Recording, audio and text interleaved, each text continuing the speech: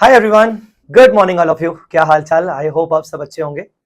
चलिए तो शुरू करते हैं आज का सेशन। आज के सेशन में हम बात करेंगे इंड एस 10।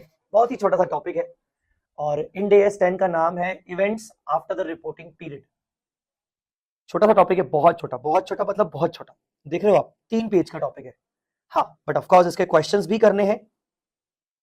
तो इसके कुल मिला के 28 क्वेश्चंस हैं। अब 28 में से आई ट्राई माय बेस्ट कि अब आपको ज्यादातर क्वेश्चन अच्छे अच्छे वाले करवा लूं। चलिए तो छोटू टॉपिक हो सकता है, उप्स क्या हो गया, हो सकता है आपको ये टॉपिक सीए इंटर के AS4 की याद दिला दे। अगर आपने AS4 पढ़ा होगा उस टाइम पे, adjusting event, non adjusting event, तो मैं आपको बताऊं कुछ भी चेंज नहीं है, कुछ भी चेंज नहीं है। मतलब देखा जाए तो कोई भी बड़ा चेंज नहीं है इस टॉपिक में। मतलब बिल्कुल आप कह सकते हो कि AS4 का कॉपी पेस्टेड है, या AS4 इस स्टैंडर्ड का कॉपी पेस्टेड है, पूरी तरीके से सेम है। चलो अब सेम हो या कैसा भी हो, हम तो इसको पहली बार पढ़ रहे हैं ऐसा हम सोच के चलेंगे और हम जल्दी जल्दी इसको निपटाएंगे। तो सर सबसे पहले तो ये टॉपिक हमारा एक्सपेक्टेड क्या है, मतलब बेसिकली हम इस टॉपिक से क्या एक्सपेक्टेशन रख सकते हैं। तो हम इस टॉपिक से MCQ की एक्सपेक्टेशन ज्यादा रख सकते हैं बेटा। हम इस टॉपिक से डिस्क्रिप्टिव में एक्सपेक्टेशन नहीं रख सकते। मेरी आवाज क्लियर है आप सबको? मेरी आवाज क्लियर आ रही है सबको?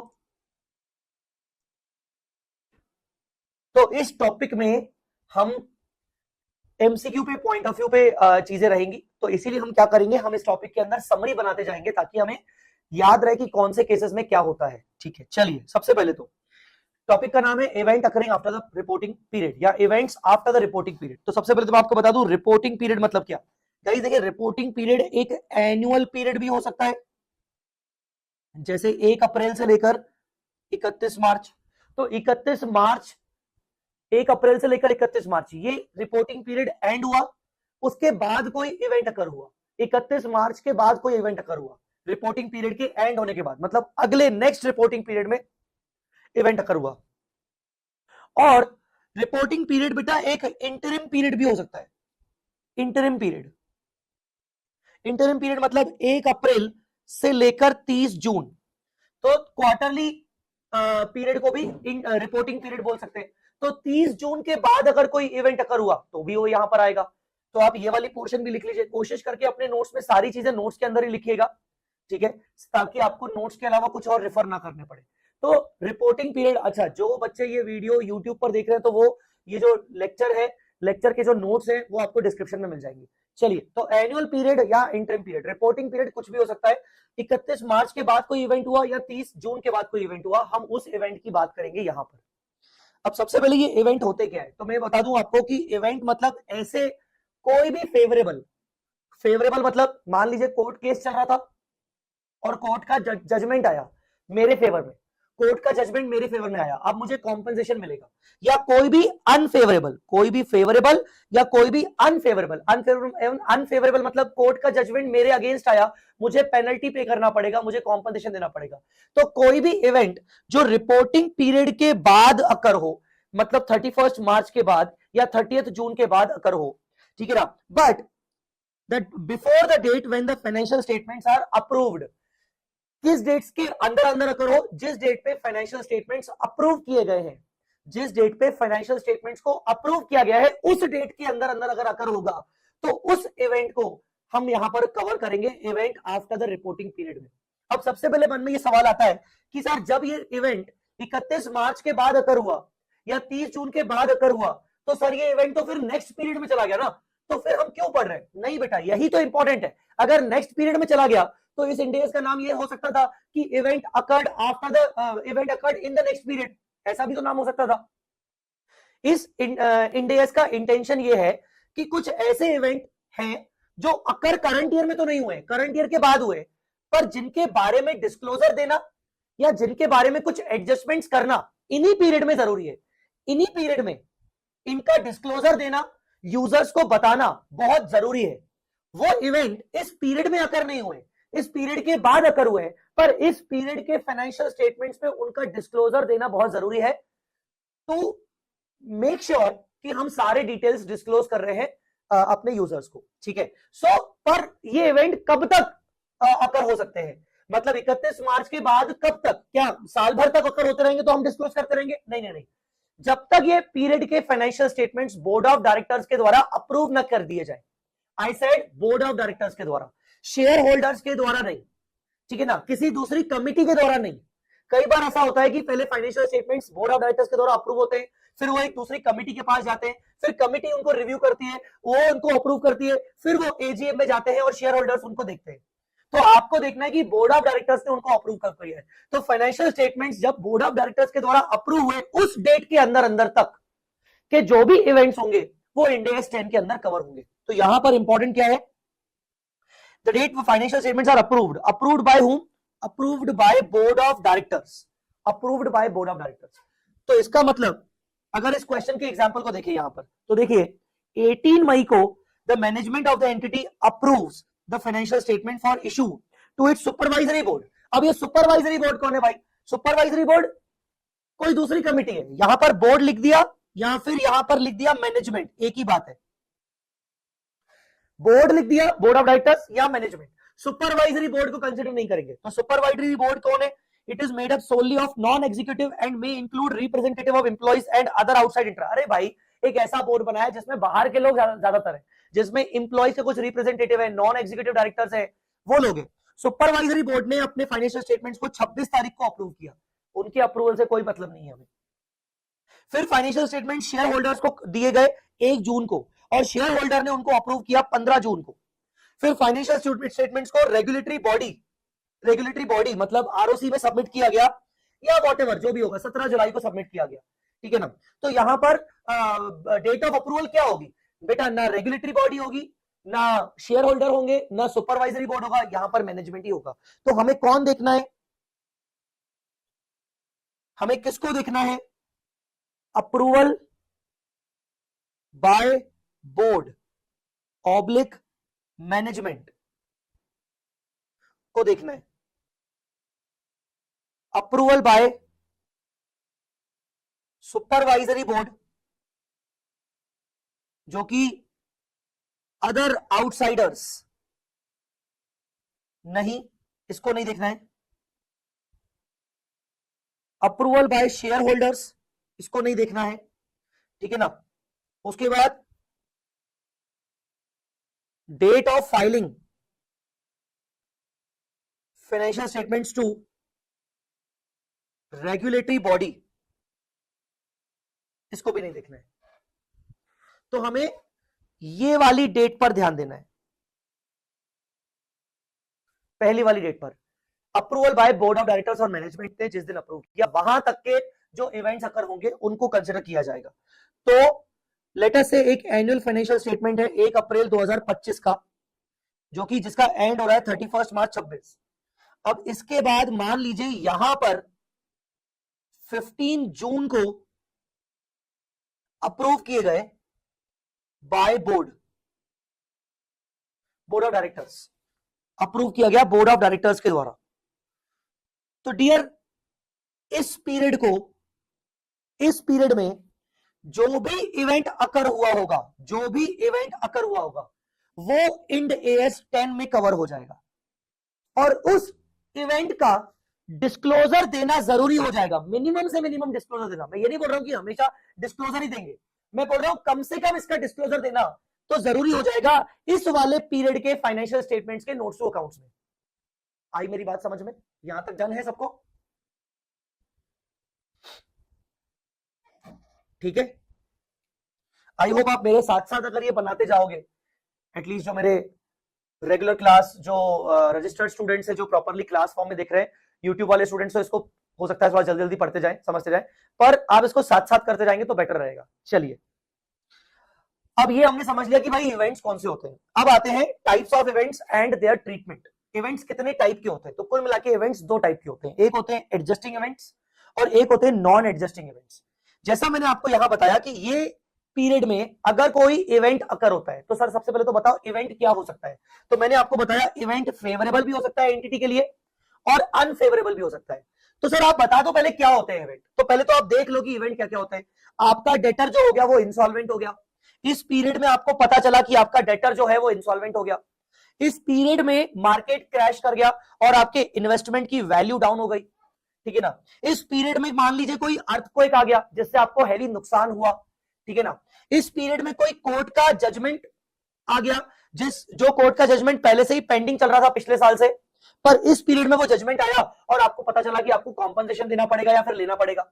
सो दीज आर द इवेंट्स जिनका इफेक्ट इस वाले पीरियड के फाइनेंशियल स्टेटमेंट्स में देना बहुत जरूरी है। अब वो किस तरीके से उसका इफेक्ट देना जरूरी है, या तो उस इवेंट को एडजस्ट करके, एडजस्टिंग इवेंट मतलब जो भी 31 मार्च की बैलेंस शीट बन रही है उसमें जो असेट लायबिलिटी है, आपको देखना है कि क्या इस इवेंट के घटित होने के कारण क्या एग्जिस्टिंग असेट लायबिलिटी पर कोई असर पड़ रहा है। हां, तो आप उस असेट लायबिलिटी की वैल्यू में चेंजेस करोगे। असेट की वैल्यू बढ़ सकती है, असेट की वैल्यू घट सकती है, या यहां बैलेंस शीट डेट पर कोई एडिशनल असेट रिकॉर्ड की जा सकती है। तो इस इवेंट के घटित होने से क्या बैलेंस शीट डेट पर कोई असर पड़ रहा है, बैलेंस शीट डेट पर किसी असेट लायबिलिटी पर असर पड़ रहा है, अगर हां तो उसको बोलेंगे एडजस्टिंग इवेंट। तो आप उसकी प्रॉपर एडजस्टमेंट एंट्री पास करोगे 31 मार्च को। बट अगर इस इवेंट के घटित होने से, जो कि हुआ तो 31 मार्च के बाद है, बैलेंस शीट डेट की असेट लायबिलिटी पर कोई इंपैक्ट नहीं पड़ रहा है, पर फिर भी यूजर्स को उस इवेंट के बारे में बताना बहुत जरूरी है, तो आप बैलेंस शीट डेट पर इस इवेंट का प्रॉपर डिस्क्लोजर करते हो। ऐसे इवेंट्स को कहते हैं नॉन एडजस्टिंग इवेंट्स। तो एडजस्टिंग इवेंट में क्या होता है, जहां आप असेट लायबिलिटी को एडजस्ट करते हो, एंट्री पास करते हो, या तो असेट की वैल्यू बढ़ाओगे, गिराओगे, या तो न्यू असेट रिकॉर्ड करोगे। लायबिलिटी बढ़ाओगे, गिराओगे, या तो न्यू लायबिलिटी रिकॉर्ड करोगे। पर नॉन एडजस्टिंग इवेंट मतलब जिसका सिर्फ डिस्क्लोजर भर दे दोगे यहां वाले फाइनेंशियल स्टेटमेंट्स में। अरे अगले फाइनेंशियल स्टेटमेंट में तो एंट्री होगी। हम बात अगले फाइनेंशियल स्टेटमेंट्स की नहीं कर रहे, उसमें तो चाहे नॉन एडजस्टिंग हो चाहे एडजस्टिंग हो, उसको तो प्रॉपर तरीके से डील किया जाएगा। हम बात कर रहे हैं ये वाले फाइनेंशियल स्टेटमेंट्स जो आपके बन चुके हैं, अब अप्रूव हो रहे हैं उसकी। तो ये एडजस्टिंग इवेंट क्या होते हैं, events which provide evidence of conditions, इसको हाईलाइट कर देना, existing on balance sheet date, मतलब ऐसे इवेंट्स जिनका होना बैलेंस शीट डेट के बाद इस इवेंट का यहां पर होना एक एविडेंस बता रहा है कि देखो हमें तो पहले से ही पता था कि ये इवेंट हो सकता है। मतलब 31 मार्च को बैलेंस शीट डेट पर हमारे पास उसका एविडेंस पहले से ही पड़ा था। एविडेंस ऑफ कंडीशंस मतलब वो कंडीशन 31 मार्च को पहले से ही एग्जिस्ट कर रही थी और वो अब इवेंट हो गया। तो इवेंट होना is just an evidence that see we were expecting on the balance sheet date that it may happen। आया समझ में कि नहीं। so occurrence of event is just an evidence of what we expected on balance sheet date। तो ऐसे events जिनकी conditions balance sheet date पर exist कर रही थी, actual occurrence is just an evidence. Evidence हो गया कि देखो ये इवेंट आ गया, ठीक है। आई होप आपको समझ में आ गया। तो सर ऐसे कौन से इवेंट्स होते हैं, आइए कुछ एग्जांपल्स को समझते हैं। पहला, debtor declared insolvent after the long outstanding receivable. अब लॉन्ग आउटस्टैंडिंग रिसीवेबल किसको कहते हैं भाई, लॉन्ग आउटस्टैंडिंग रिसीवेबल मतलब बहुत टाइम से पैसा ड्यू था। मतलब ये तो समझ में आ गया था कि भाई पैसा डूब सकता है, मतलब कंडीशन बैलेंस शीट डेट पर एग्जिस्ट कर रही थी कि डेटर हो सकता है मुझे कुछ अमाउंट पे ना करे। तो लॉन्ग आउटस्टैंडिंग रिसीवेबल मतलब मेरे केस में लॉन्ग आउटस्टैंडिंग रिसीवेबल जरूरी नहीं कि 1 साल हो। अगर मान लीजिए मेरा नॉर्मली 3 महीने होता है डेटर से पैसा मिलना, तो 3 महीने से ऊपर तो मैं लॉन्ग आउटस्टैंडिंग रिसीवेबल बोल सकता हूँ। 6 महीने का ऊपर, 8 महीने के ऊपर, साल भर के ऊपर वगैरह, डिपेंड करता है जजमेंट, हमारी एंट्री के जजमेंट के ऊपर। सो बहुत टाइम से पैसा ड्यू था, अब 31 मार्च पे के बाद उसका इंसॉल्वेंसी डिक्लेरेशन हो गया। तो ये इवेंट हमारे लिए कौन सा हुआ, अनफेवरेबल, बिकॉज उसका इंसॉल्वेंसी होना हमारे लिए हमारा पैसा डूबना बराबर हुआ। तो बेसिकली क्या कंडीशन एग्जिस्ट कर रही थी बैलेंस शीट डेट पर? द आंसर इज यस, क्योंकि उसने हमें अपना पहले से ही बहुत टाइम से वो झिला के रख रहा था कि वो पैसे शायद ना दे। Settlement of litigation after balance sheet date, litigation started before balance sheet date. तो लिटिगेशन मतलब कोर्ट केस, तो बैलेंस शीट डेट से पहले स्टार्ट हो गया था, पर उसका सेटलमेंट, उसका जजमेंट बैलेंस शीट डेट के बाद आया। तो भाई सीधी बात है, बैलेंस शीट डेट पर कंडीशन एग्जिस्ट कर रही थी क्या? हाँ, बैलेंस शीट डेट पर तो कंडीशन एग्जिस्ट कर रही थी ना कि कोर्ट केस चल रहा है, इसीलिए। डिटेक्शन ऑफ फ्रॉड और error after balance sheet date, actually में यहां पर कहीं मान लो फ्रॉड हुआ है, यहां पर फ्रॉड हुआ है, कैश चोरी, कैश का थेफ्ट हुआ है, आपके अकाउंटेंट ने कैश चोरी कर दिया, फ्रॉड यहां हुआ है, पर आप फ्रॉड को डिटेक्ट कब कर पाए? फ्रॉड को डिटेक्ट कब कर पाए? यहां पर। तो क्या बैलेंस शीट डेट पर फ्रॉड हो चुका था? हाँ, कंडीशन एग्जिस्ट कर रही थी। वो तो हमारी बेवकूफी थी कि बैलेंस शीट डेट पर हमें पता नहीं चला, पर क्या कंडीशन एग्जिस्ट कर रही थी? यस। तो बैलेंस शीट डेट पर कंडीशन एग्जिस्ट कर रही थी। आई बात समझ में? Asset sold before balance sheet date, consideration received after balance sheet date. आपने किसी को असेट बेच दिया, ठीक है ना, आपने किसी को असेट बेच दिया, मान लीजिए मैंने यहां पर 1 मार्च को असेट सेल कर दिया, ठीक है ना, और मैंने 10 लाख रुपए का एडवांस ले लिया, ठीक है। अब मैं रजिस्ट्री करवा रहा हूं, यहां पर मैं सामने वाले को ट्रांसफर कर रहा हूं, यहां पर ट्रांसफर, क्योंकि वो मुझे पेमेंट बाद में करेगा ना एक्चुअली, पर यहां पर डीलिंग हो चुकी है, कॉन्ट्रैक्ट हो चुका है कि मैं आपको असेट बेच रहा हूं, आप मुझे 10 लाख रुपए दे रहे हो ना, मुझे पता है कि ये असेट तो बिक गई है, बस फॉर्मेलिटी बची है, रजिस्ट्री उसके नाम पर होगी बैलेंस शीट डेट के बाद, क्योंकि वो मुझे पेमेंट बैलेंस शीट डेट के बाद करेगा, टाइम लगता है, प्रॉपर्टी वाली चीज है। तो ऐसे केस में मैं बोल सकता हूं कि ये event occurring after the balance sheet date तो है, पर ये एक एडजस्टिंग इवेंट है, बैलेंस शीट डेट पर मुझे असेट को सेल करके दिखा देना चाहिए। मैं मार्च में डील कर चुका हूं, बैलेंस शीट डेट पर मुझे सेल की एंट्री पास करनी चाहिए, क्या? Customer account debit, bank account debit to asset और टू गेन, तो मुझे ये एंट्री पास कर देनी चाहिए बैलेंस शीट डेट पर, इवन दो अभी मैंने पोजीशन ट्रांसफर नहीं किया, या मे भी पोजीशन दे भी दिया हो, इवन दो मुझे पूरा पैसा अभी तक नहीं मिला तो भी। आया समझ में? तो these all are adjusting events. Adjusting event में क्या होता है, आपको असेट लायबिलिटीज को एडजस्ट करना पड़ता है, जो फाइनेंशियल स्टेटमेंट्स में असेट लायबिलिटी दिख रही है उनके अंदर कोई अकाउंटिंग एंट्री पास करके उनकी वैल्यू में चेंज होता है। आई होप आपको समझ में आ गया होगा एडजस्टिंग इवेंट। बोलिए जी।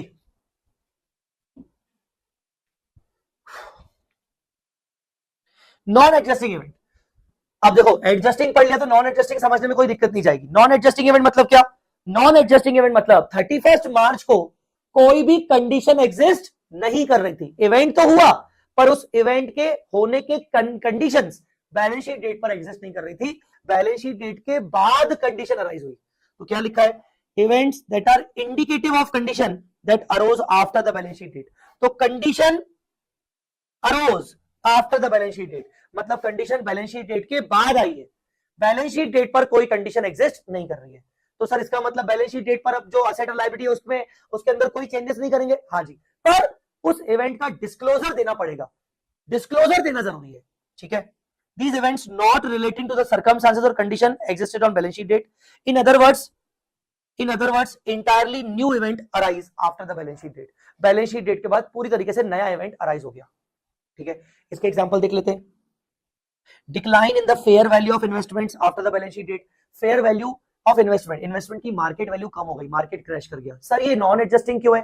बेटा अगर 31 मार्च पे कंडीशन एग्जिस्ट कर रही होती तो हम शायद कुछ ना कुछ प्रिकॉशंस ले चुके होते, शायद हम बेच चुके होते अपने इन्वेस्टमेंट्स को, कोई ना कोई प्रोविजन क्रिएट कर चुके होते। डेफिनेटली यहां पर बैलेंस शीट डेट पर हमें कोई पता नहीं था इसका, तो हमने कोई प्रोविजन भी क्रिएट नहीं किया, चलो हमने नहीं बेचा, पर कम से कम बैलेंस शीट डेट पर पता हो रहा है कि हाँ यार मार्केट तो क्रैश कर रहा है, तो हम प्रोविजन बना लेते, हम उसकी फेयर वैल्यू कम कर देते। हम उस वैसे भी आपने पढ़ा है फाइनेंशियल इंस्ट्रूमेंट्स में कि बैलेंस शीट डेट पर फेयर वैल्यू कम की जाती है, मतलब फेयर वैल्यूएशन होता है, तो बैलेंस शीट डेट पर हम फेयर वैल्यूएशन कर देते, बट क्योंकि इवेंट बाद में आकर हुआ तो बेसिकली हम बैलेंस शीट डेट पर इसका कुछ भी नहीं करेंगे। Destruction of asset of the entity bye flood occurring after the reporting period. Flood कब आया? नेचुरल डिजास्टर कब आया? बैलेंस शीट डेट के बाद। तो बैलेंस शीट डेट के बाद आया तो आपके एसेट को डिस्ट्रॉय करके चला गया। उसकी अकाउंटिंग एंट्री होगी पर बैलेंस शीट डेट के बाद होगी। बैलेंस शीट डेट के वाले फाइनेंशियल स्टेटमेंट्स में, इन फाइनेंशियल स्टेटमेंट्स में आप सिर्फ इसका डिस्क्लोजर दोगे। अच्छा, डिस्क्लोजर भी देना जरूरी क्यों है? देखो, आप सामने वाले को बैलेंस शीट सबमिट कर रहे हो 31 मार्च 26 की, उसके अंदर आपकी असेट दिख रही है, फैक्ट्री दिख रही है 5 करोड़ की, जबकि आपने एजीएम रखी है, एजीएम रखी है आपने 18 अगस्त को। अब इस बीच अर्थक्वेक या फ्लड ऐसा कुछ आ गया जहां पर आपका डिस्ट्रॉय हो गया फैक्ट्री। अब ये वाले एजीएम में जो बैलेंस शीट सबमिट की गई है, बैलेंस शीट के अंदर तो फैक्ट्री कितने की दिख रही है? 5 करोड़, पर लॉजिकली उस फैक्ट्री की वैल्यू 5 करोड़ नहीं है क्योंकि डिस्ट्रॉय हो चुकी है। तो देखो कितना गलत शो हो रहा है कि एजीएम 18 अगस्त को हो रही है और आप बैलेंस शीट के अंदर फैक्ट्री शो कर रहे हो 5 करोड़ की। पर पॉइंट ये है कि आप फैक्ट्री के अंदर चेंज नहीं कर सकते हो बैलेंस शीट डेट पर, बैलेंस शीट डेट के बाद आप चेंज करोगे, पर आप एटलीस्ट इसके अगेंस्ट एक नोट डाल के डिस्क्लोज तो कर सकते हो कि भाई फैक्ट्री 5 करोड़ की दिख रही है बिकॉज बैलेंस शीट डेट पर वो 5 करोड़ थी, बट 5 करोड़ होने के बाद, बैलेंस शीट डेट होने के बाद फ्लड आया, फ्लड में फैक्ट्री डिस्ट्रॉय हो गई, उसकी वैल्यू अब 1 करोड़ के बराबर बची है, तो आप ये डिस्क्लोजर करोगे। तो सर ये डिस्क्लोजर हमेशा रहेगा? नहीं नहीं नहीं, सिर्फ इस साल में। नेक्स्ट ईयर में तो डेफिनेटली आप फैक्ट्री की वैल्यू को इंपेयर कर दोगे, इंपेयरमेंट आ जाएगा। ठीक है। Negotiation to purchase property initiated before balance sheet date but actual transaction completed after balance sheet date. Negotiation to purchase property initiated, अब आप इसको मेरे इस वाले एग्जांपल से कंपेयर कर सकते हो, पर इसमें मैंने अलग सिचुएशन दी थी। यहां मैंने बोला कि मैंने एडवांस भी ले लिया प्रॉपर्टी बेचने के अगेंस्ट और एडवांस लिया, मैं मेरा फिक्स है, डील हो गया, पर यहां पर वो बोल रहा है सिर्फ नेगोशिएशन हुआ है। Negotiation to purchase the property, या आप कोई बिजनेस परचेज कर रहे हो, कोई अमेलगमेशन कर रहे हो, कोई बिजनेस टेक ओवर कर रहे हो, पर उसके नेगोशिएशन हुए हैं, अभी फाइनलाइज नहीं हुआ है, डील फाइनलाइज नहीं हुआ है, तो आप उसको event occurring after the reporting period बोलोगे और नॉन एडजस्टिंग पीरियड बोलोगे। ठीक है। इसमें क्या करते हैं? No need to adjust the asset liabilities of financial statements, आपको फाइनेंशियल स्टेटमेंट्स की असेट लायबिलिटीज एडजस्ट करने की जरूरत नहीं है। Only disclosure is required in case of material event, आपको सिर्फ डिस्क्लोजर करना है। बोलो बेटा, आया समझ में? बोलो बेटा, क्लियर हुआ कि नहीं? अब मैं आपको एक एग्जांपल पढ़वा रहा हूं इन्वेंट्री का, इसमें लिख दो adjusting, adjusting event, adjusting event.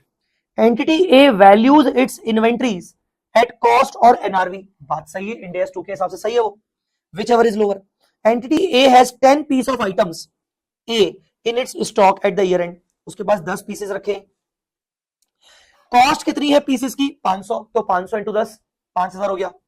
All these items are sold subsequently but before the date of approval of financial statements, मतलब इनको बेचा कब गया? बैलेंस शीट डेट के बाद बेचा गया, but before the approval of financial statements for the reporting period at 450 rupees. अच्छा, इनको बेचा कितने में गया? 450 में। तो मैं आगे बढ़ने से पहले आपको एक पॉइंट दिखाना चाहता हूं। मैंने जब आपको इंड AS 2 पढ़ाया था, तो मैंने आपको बताया था कि एनआरवी निकालने का सबसे बेस्ट तरीका पता है क्या है?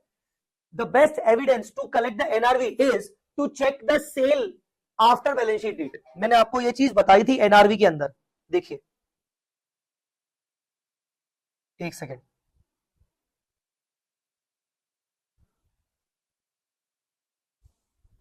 ये देखिए, estimate of NRV also takes into consideration the purpose for which the inventory is held, the net ये नहीं, एक सेकेंड रुक जाओ, मैंने कहां बताया था?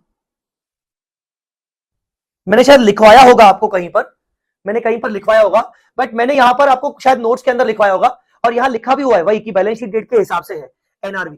सो बेसिकली कहने का मतलब कि अगर आप एनआरवी किसी क्वांटिटी किसी गुड्स की आप एनआरवी आइडेंटिफाई करना चाहते हो, तो आप बैलेंस शीट डेट के बाद ये देखो कि आपने गुड्स कितने में सेल किए ऑन एन एवरेज। तो बैलेंस शीट डेट के बाद जो आपने गुड्स सेल किए हैं जिस प्राइस पर, वही आपकी एनआरवी होगी। That is the best evidence you can have. तो आप क्या करते हो? आप बैलेंस शीट डेट पर जब क्लोजिंग स्टॉक को मेजर करते हो, एनआरवी पे मेजर करते हो, क्योंकि एनआरवी लोअर है, तो आप एनआरवी कौन सी वाली लेते हो? बैलेंस शीट डेट के बाद वाली।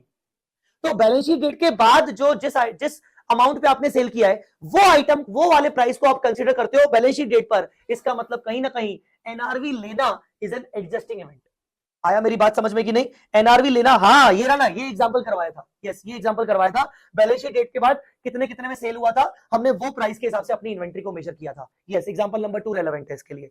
तो पॉइंट मैं ये कहना चाह रहा हूं कि अगर बैलेंस शीट डेट के बाद एनआरवी गिर गई, कैसे पता चला? आपने सेल किया 450 में, तो डेफिनेटली बैलेंस शीट डेट पर आप उसी 450 को एज एनआरवी मानते हुए विच एवर इज लोअर के साथ, कॉस्ट के साथ कंपेयर करोगे और आप अपनी क्लोजिंग इन्वेंट्री को 450 पे बैलेंस शीट डेट पे मेजर कर रहे हो। इसका मतलब कहीं ना कहीं आप अपनी इन्वेंट्री को एडजस्ट कर रहे हो। आपका स्टॉक जो 500 रुपए के हिसाब से पड़ा हुआ है, अब आप उसको 450 रुपए के हिसाब से दिखा रहे हो, मतलब आप अपनी इन्वेंट्री को एडजस्ट कर रहे हो। मतलब एनआरवी लेना, इन्वेंट्री के केस में एनआरवी लेना बैलेंस शीट डेट के बाद की सेल प्राइस के बेसिस पर is an adjusting event.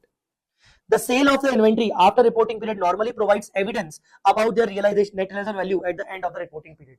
So हमेशा याद रखना, एनआरवी लेना आफ्टर बैलेंस शीट डेट वाली सेल प्राइस के बेसिस पर इज एन एडजस्टिंग इवेंट।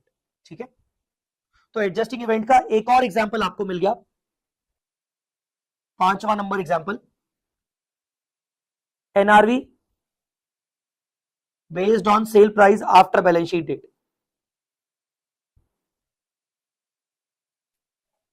ठीक है, बोलो जी, आया समझ में यहां तक? तो ये हो गया बेटा इवेंट्स।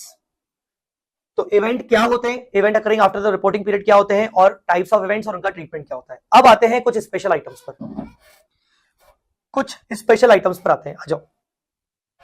4 स्पेशल आइटम्स हैं। पहला, इक्विटी डिविडेंड डिक्लेयर। बेटा इक्विटी डिविडेंड जनरली एजीएम में डिक्लेयर होता है। कब डिक्लेयर होता है? एजीएम में। एजीएम कब होती है? बैलेंस शीट डेट के बाद। बैलेंस शीट डेट के बाद, इसका मतलब बैलेंस शीट डेट पर कोई कंडीशन एग्जिस्ट नहीं कर रही है, बिकॉज डिविडेंड डिक्लेयर करना इज नॉट मैंडेटरी। हाँ, प्रेफरेंस डिविडेंड की बात अलग है, मैंने यहां पर इक्विटी बोला है। तो इक्विटी के केस में हमने तो ये कंसोलिडेशन में पढ़ा हुआ है, बड़े बड़े क्वेश्चंस में हम हमेशा मान के चलते हैं कि भाई जो इक्विटी डिविडेंड होता है वो बैलेंस शीट डेट के बाद डिक्लेयर हुआ होगा। तो क्योंकि equity dividend balance sheet date के बाद डिक्लेयर हुआ है, एजीएम में डिक्लेयर हुआ है, बैलेंस शीट डेट पर इसको डिक्लेयर करने का कोई मैंडेटरी प्रोविजन नहीं होता, इसीलिए आप इक्विटी डिविडेंड को हमेशा नॉन एडजस्टिंग इवेंट मानोगे। तो अगर आपका फाइनेंशियल ईयर 25-26 है एंड डिविडेंड डिक्लेयर्ड हुआ है जून 26 में एजीएम में, तो बेसिकली इस फाइनेंशियल स्टेटमेंट्स में, नोट्स में आपको सिर्फ कॉन्टिंजेंट लायबिलिटी करके शो करना पड़ेगा। कॉन्टिंजेंट लायबिलिटी डिविडेंड, आपको कॉन्टिंजेंट लायबिलिटी मतलब डिस्क्लोजर देना पड़ेगा, आप इसको नॉन एडजस्टिंग मानोगे। नॉन एडजस्टिंग तो है, बिकॉज नॉन एडजस्टिंग के केस में डिस्क्लोजर देना पड़ता है, प्रॉपर डिस्क्लोजर, तो आप इसको प्रॉपर डिस्क्लोजर दोगे। रियल एंट्री कब पास करोगे? रियल एंट्री इन जून 26 ऐसा। तो equity dividend declared after balance sheet date always a non adjusting event. ठीक है, ये स्पेशल क्यों? क्योंकि इसके बारे में आपको कुछ और सोचने की जरूरत नहीं है। अब आते हैं going concern. Going concern, if after the balance sheet date entity's going concern assumption is no longer appropriate due to the happening of an event, then it should adjust the asset liabilities of financial statements. It is treated as adjusting event. मतलब balance sheet date के बाद कोई ऐसा event हुआ जिसके कारण entity का going concern assumption हिल गया। अब एंटिटी के लिए गोइंग कंसर्न अजम्पशन लेना अप्रोप्रिएट नहीं है। अगर एंटिटी अभी भी अब गोइंग कंसर्न मान के चल रही है तो शायद गलत है। अब एंटिटी को गोइंग कंसर्न के हिसाब से फाइनेंशियल स्टेटमेंट्स नहीं बनाने चाहिए, क्योंकि वो इवेंट ऐसा हुआ है जिससे कहीं ना कहीं एंटिटी के बिजनेस पर सीवियर इंपैक्ट, नेगेटिव इंपैक्ट आया है। अब एंटिटी का business for going concern basis चल पाना बड़ा मुश्किल है, तो उनका going concern assumption is no longer appropriate. तो ऐसे केस में बोला गया है कि वो इवेंट कोई भी हो, चाहे एडजस्टिंग नेचर का हो चाहे नॉन एडजस्टिंग नेचर का हो, अगर उस इवेंट के कारण एंटिटी का going concern assumption is no longer appropriate, तो उस इवेंट को हमेशा एडजस्टिंग इवेंट माना जाएगा। और अगर एडजस्टिंग इवेंट माना जाएगा तो बैलेंस शीट डेट पर जो भी एसेट्स लायबिलिटीज है उनको रियलाइजेबल वैल्यू पर रिकॉर्ड किया जाएगा। अब इसमें भी मैं आपको एक पॉइंट दिखा देता हूं, यहां पर नहीं, यहां पर नहीं आएगा, वो बाद में आएगा, वो किसी दूसरे स्टैंडर्ड में जो मुझे आगे पढ़ाना है, यहां पर नहीं आएगा, सॉरी। ठीक है, एक सेकेंड कहां चला गया।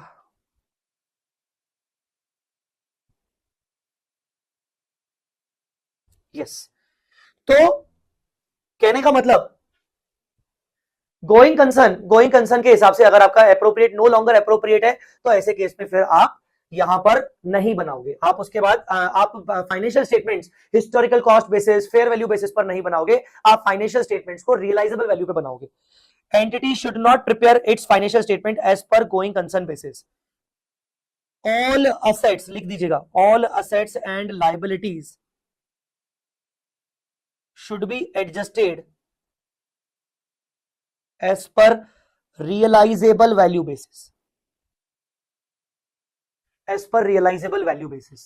तो realizable value basis के हिसाब से आप दिखाओगे, ठीक है। हाँ, मुझे याद आ गया, यस यस यस, अब याद आया, एक सेकेंड। इंडेस 1 को मैं 1 मिनट निकालना चाहूंगा, इंडेस 1 को 1 मिनट अपन निकालेंगे। इंडेस 1 के अंदर आई थिंक शायद वो क्वेश्चन मिल सकता है।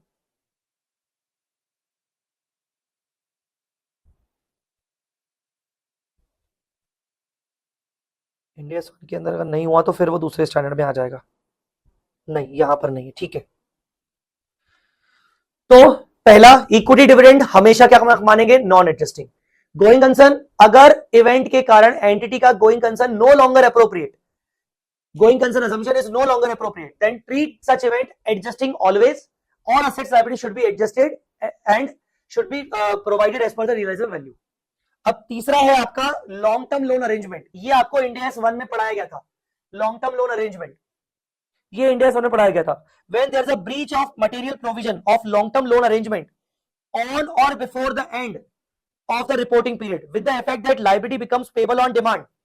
मान लो कोई ब्रीच ऑफ मटेरियल प्रोविजन हुआ है, जैसे मैं आपको बोलूं कि 31 मार्च है, यहां पर आपका एक लोन चल रहा था जो कि था नॉन करंट, पर आपने मान लो किसी मटेरियल प्रोविजन का ब्रीच कर दिया, ब्रीच के कारण यहां लोन आपका करंट लायबिलिटी में कन्वर्ट हो गया। क्यों, मतलब वो लोन हो गया repayable on demand, current liability में कन्वर्ट हो गया, ठीक है।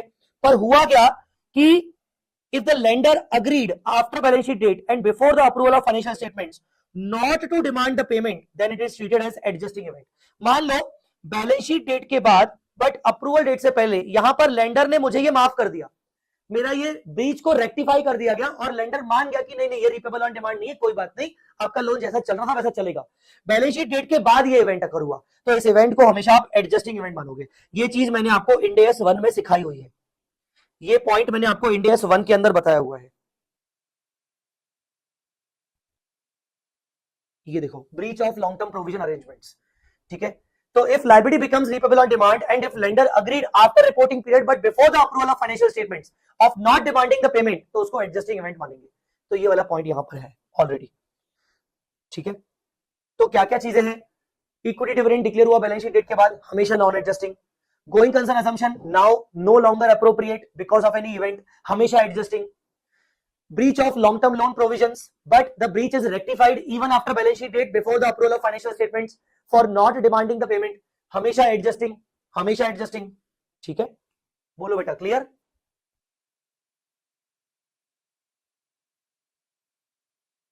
Last point, distribution of non cash assets to the owners. ये कुछ नया पॉइंट है, ध्यान रखिएगा, distribution of non cash assets to the owners. देखो, अगर आप शेयर होल्डर्स को कैश डिस्ट्रीब्यूट करते हो तो उसको डिविडेंड कहते हैं। अगर आप शेयर होल्डर्स को कैश दे रहे हो तो आप डिविडेंड दे रहे हो बेसिकली। अगर आप उनको नॉन कैश असेट दे रहे हो, मान लो आप उनको कोई शेयर्स दे रहे हो, अपनी कंपनी के शेयर नहीं, दूसरी कंपनी के शेयर दे रहे हो, आप उनको कोई असेट दे रहे हो, तो उसको भी आप डिविडेंड की तरह मानोगे। तो उसकी अकाउंटिंग कैसे होगी, sometimes entity distributes non cash assets in the form of dividend. आप नॉन कैश असेट को डिविडेंड के जैसे देते हो to the equity shareholders acting in their capacity as owners. अब ऐसा हर टाइप के इक्विटी शेयर को नहीं दिया जाएगा, ऐसे जनरल पब्लिक अगर मान लो इक्विटी शेयर होल्डर है तो उसको नहीं। हम बात कर रहे हैं कि कंपनी अपने प्रमोटर्स को ऐसा दे रही है, बड़े बड़े शेयर होल्डर्स को नॉन कैश असेट्स दे रही है।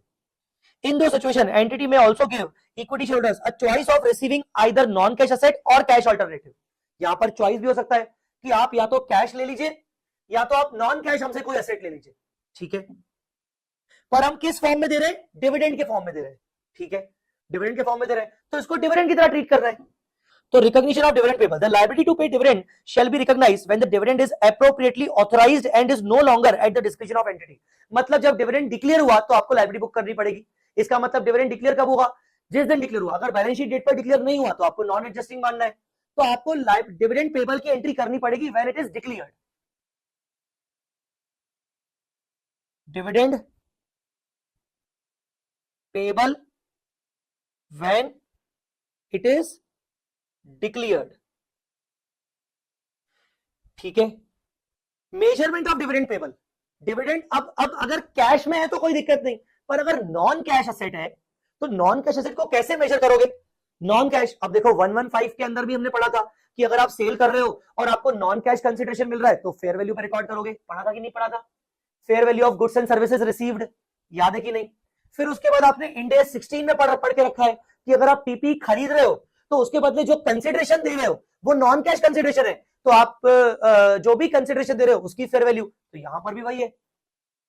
Entity shall measure a liability to distribute a non-cash consideration as dividend to the owners at fair value of assets to be distributed। जो भी आप asset distribute कर रहे हो उनकी fair value पे, तो आप dividend को measure करोगे fair value of asset to be distributed पे, ठीक है, क्लियर हुआ?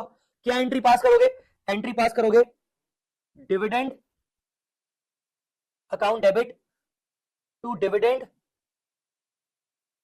पेबल, फेयर वैल्यू मान लो 100 crore. When the entity settle the dividend payable, it shall recognize the difference, if any, between the carrying amount of the asset distributed and the carrying amount of the dividend payable। मतलब जब ये वाली entry करोगे, जब आप सचमुच में distribute करोगे तो एंट्री क्या होगी? डिविडेंड पेबल 100 करोड़ जो कि फेयर वैल्यू थी, टू असेट्स मान लो ये थी 90 करोड़ कैरिंग अमाउंट, तो बेसिकली आपको पी&एल में गेन आ जाएगा। लॉस भी आ सकता है 90 करोड़ का, सॉरी लॉस भी आ सकता है। तो बेसिकली आपने डिविडेंड को रिकॉर्ड किया फेयर वैल्यू पे, असेट की बुक वैल्यू से कंपेयर करके जो भी डिफरेंस आएगा वो गेन और लॉस होगा। बोलो आया समझ में कि नहीं? सो मोरल ऑफ द स्टोरी, अगर आप डिविडेंड डिक्लेयर करते हो इन the form of non cash asset, तो नॉन कैश असेट को आप एंट्री पास करोगे जब आपने सच में डिक्लेयर कर दिया, आप मेजर करोगे फेयर वैल्यू पे, fair value of non cash asset, और जब भी आप फाइनली डिस्ट्रीब्यूट करोगे तो जो भी डिफरेंस आएगा वो पी&एल में चार्ज करोगे, ठीक है बेटा? दैट्स इट, ये हो गया आपका इंड AS 10 खत्म। ये हो गया आपका इंड AS 10 का कॉन्सेप्चुअल पार्ट खत्म। अब हम क्या करने वाले? इंड AS 10 का कॉन्सेप्चुअल पार्ट तो खत्म होने वाला है, तो इंड AS 10 का अब हम करेंगे क्वेश्चंस, ठीक है? बोलो यहां तक डन? चलो बेटा, कोई डाउट है यहां तक? क्या क्या पढ़ा? इवेंट्स फेवरेबल भी हो सकते हैं, अनफेवरेबल हो सकते हैं। इवेंट जो रिपोर्टिंग पीरियड के बाद अकर होंगे, रिपोर्टिंग पीरियड आपका एनुअल पीरियड हो सकता है, इंटरिम पीरियड हो सकता है, ठीक है? उसके बाद आप बोलोगे कि भाई कब तक date of approval by board of directors, आपको सुपरवाइजरी बोर्ड जो बाकी लोग हैं उनका, shareholders, filing, regulatory body, इन सबका डेट नहीं लेना है, ठीक है ना? Adjusting, non adjusting, balance sheet date पर कंडीशन एग्जिस्ट कर रही थी, इवेंट होना इज जस्ट एन एविडेंस, तो एडजस्टिंग इवेंट। एडजस्टिंग का मतलब असेट लायबिलिटी में चेंजेस करेंगे, 31 मार्च को जो असेट लायबिलिटी दिख रही है उसके अंदर चेंजेस करेंगे, ठीक है? नॉन एडजस्टिंग 31 मार्च के एसेट लायबिलिटी में कोई चेंजेस नहीं करेंगे, चेंजेस बाद में करेंगे, चेंजेस अगले साल में चेंजेस करेंगे, बट 31 मार्च को डिस्क्लोजर्स देंगे, ठीक है? उसके बाद इक्विटी डिविडेंड हमेशा नॉन एडजस्टिंग क्योंकि डिक्लेयर होता है बैलेंस शीट डेट के बाद। Going concern assumption no longer appropriate because of any event, हमेशा एडजस्टिंग, असेट लायबिलिटी को रियलाइज्ड वैल्यू पर दिखाएंगे। लॉन्ग टर्म लोन अरेंजमेंट का क्या बोलते हैं, ब्रीच ऑफ कॉन्ट्रैक्ट हो गया पर बैलेंस शीट डेट के बाद अप्रूवल डेट से पहले रेक्टिफाई भी हो गया, हमेशा एडजस्टिंग। हमेशा एडजस्टिंग मतलब बैलेंस शीट डेट पर वो गलती से मेरे से गलती हो गई और बैलेंस शीट डेट पर वो करंट लायबिलिटी माना जाएगा, पर बैलेंस शीट डेट के बाद ब्रीच रेक्टिफाई हो गया, अब मुझसे बैंक नहीं मांग रही है पैसा, तो मैं वापस से उसको नॉन करंट बोल सकता हूं, मतलब मैं अपनी करंट को नॉन करंट में एडजस्ट कर रहा हूं, हमेशा एडजस्टिंग है। Dividend declaration, non cash, fair value, difference, P and L, that's it. इतना छोटा सा स्टैंडर्ड था। अब आप क्या करोगे? अब आप अगर देखोगे मेरे क्वेश्चन बैंक को, तो मैंने क्वेश्चन बैंक को कैसे डिजाइन किया है? क्वेश्चन बैंक में मेरे दो सीरीज है, सीरीज 100, सीरीज 100 में ज्यादा क्वेश्चंस नहीं है, आई थिंक 4-5 क्वेश्चंस है, और सीरीज 200, सीरीज 200 ज्यादा इंपॉर्टेंट है। सीरीज 100 में 4 क्वेश्चंस है, 4 क्वेश्चन पता है किस पे है? डेट के ऊपर है कि भाई कौन सी वाली डेट ली जाएगी, बैलेंस शीट डेट के बाद कब तक की डेट ली जाएगी। तो वही जो अपन डेट की बात कर रहे थे कि भाई आप ये वाली डेट कौन सी लोगे और कौन सी नहीं लोगे, उस पर उन्होंने 4 क्वेश्चन डेवलप किए हैं। उनसे उसके ऊपर उन्होंने ये 4 क्वेश्चंस डेवलप किए। तो अभी आप क्या करोगे, पहले आप 5 मिनट के अंदर, पहले आप थोड़ा सा, मैं आपको टाइम दे रहा हूं, क्विकली इन 4 क्वेश्चंस को रेफर कर लीजिए, और अगर आपको कोई भी डाउट आए तो अभी आप मुझे लाइव जो बच्चे वो अभी के अभी पूछ लेना। In the meanwhile I am giving you time to look into these 4 questions and then I will directly start with the series 200 because ऊपर वाले questions में सिर्फ डेट का लफड़ा है। डेट एक बार देख लेना कि कौन कौन सी डेट इंपॉर्टेंट होती है, और अगर कुछ नया मिले तो वो यहीं पर नोट कर लेना, ताकि बाद में तुम्हें क्वेश्चंस को रिफर ना करना पड़े। याद रखना, ये वाले जो टॉपिक हम पढ़ रहे हैं ये ऐसे टॉपिक नहीं है जो एग्जाम में हम ज्यादातर देख के जाते हैं। एग्जाम में हम इनको इग्नोर ही करके जाते हैं, तो बेटर है कि 3 पेजेस के नोट्स में ही हम सब कुछ लिख दें। ठीक है, so I am giving you time to refer these things, एक बार आप देख लीजिए। ठीक है, 4 क्वेश्चंस को, उसके बाद अपन, अगर आपको कुछ डाउट पूछना हुआ तो आप डाउट पूछ लेना, और अपनी नोटिंग जरूर करना 4 क्वेश्चंस के बेसिस पर। अगर आपको कुछ अच्छा लगा अपने नोट्स में नोटिंग करना, मैं यहां से आपके साथ डिस्कशन करना शुरू करूंगा कुछ अच्छे अच्छे क्वेश्चंस। ठीक है,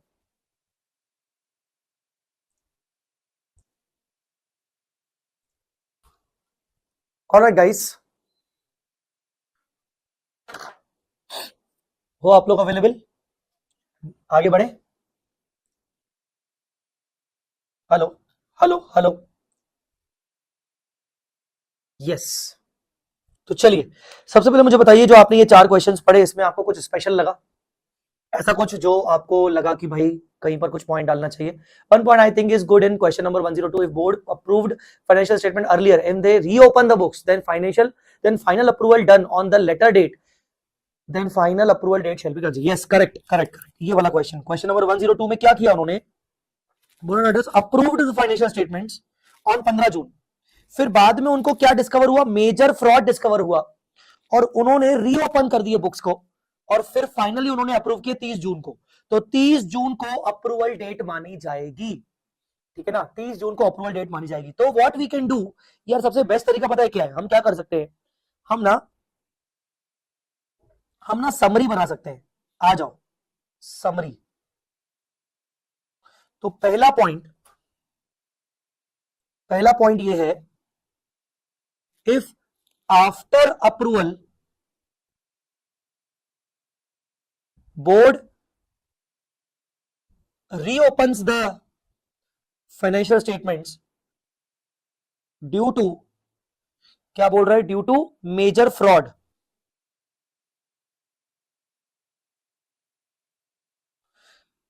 ड्यू टू मेजर फ्रॉड, यही बोल रहे हैं ना, and subsequently financial statements are reapproved, then reapproved date shall be considered। ये है आपका क्वेश्चन नंबर 102। ठीक है, कह सकते हैं। अब आइए, तो ये अच्छा क्वेश्चन था। अच्छा, अब और कोई पॉइंट अपूर्व, ऐसी और कोई पॉइंट तो नहीं ना? यहां पर इंटरिम फाइनेंशियल रिपोर्ट है, तो इंटरिम फाइनेंशियल रिपोर्ट वाली भी अपन डेट अपन कंसीडर कर सकते हैं। ठीक है, वो तो मैंने पहले बता दिया था। तो अच्छा, ये ना एक रह गया, मतलब ये क्वेश्चन शायद रह गया, लॉजिकली ये 103 होना चाहिए था, ये 104 होना चाहिए था, ये 105 होना चाहिए था। ठीक है, चलो अब आते हैं सीरीज 200 पर। तो सीरीज 200 में मैं क्या करता हूं, सबसे पहले जो नॉन क्यूआर बेस्ड क्वेश्चन है मैं पहले उनको आपको फाइंड आउट करवाऊंगा, उनके बेसिस पर अपन समरी लिखेंगे। जैसे क्वेश्चन नंबर 202 पे आओ, एनआरवी ऑफ क्लोजिंग स्टॉक, अभी हम पढ़ के आए, company has inventory of 100 finished cars 31 मार्च को, कॉस्ट है 4 लाख, 30 अप्रैल को as per the new government rule higher road tax and penalty are to be paid by the buyer for such car which were already expected to come, hence the selling price of the car has come down and the demand for such car has dropped drastically। selling price कितनी हो गई, 3 लाख रुपए, because of the government regulations. Financial statement of the company are not yet approved, should the company value its stock at 4 lakh or should it value at 3 lakh? बेटा 3 लाख ये adjusting event होता है, taking NRV based on the selling price after balance sheet date is an adjusting event. ठीक है, तो हम चलो आ जाओ एक और समरी लिख लेते हैं, taking selling price of stock after balance sheet date as NRV on balance sheet date is an adjusting event. Hence, if cost is 4 lakh and selling price after balance sheet date is 3 lakh, then NRV of 3 lakh being lower shall be considered to measure the closing stock.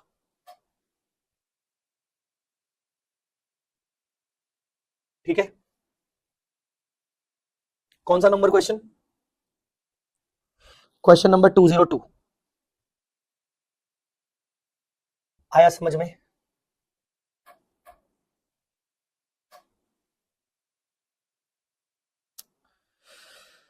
All right, चलिए आगे बढ़ते हैं।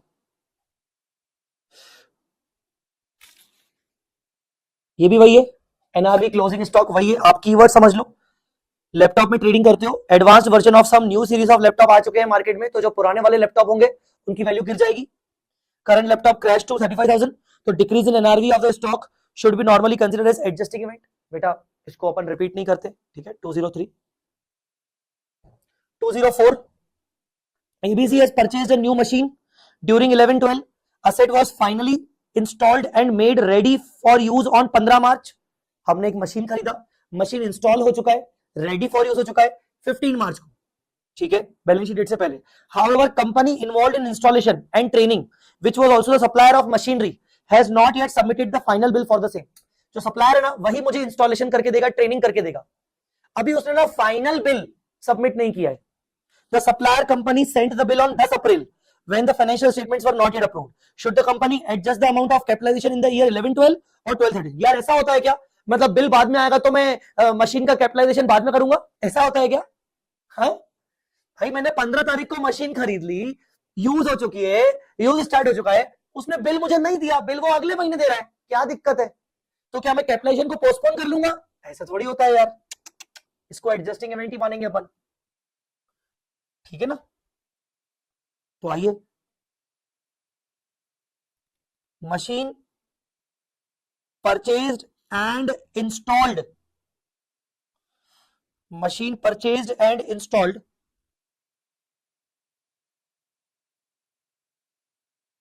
And ready for use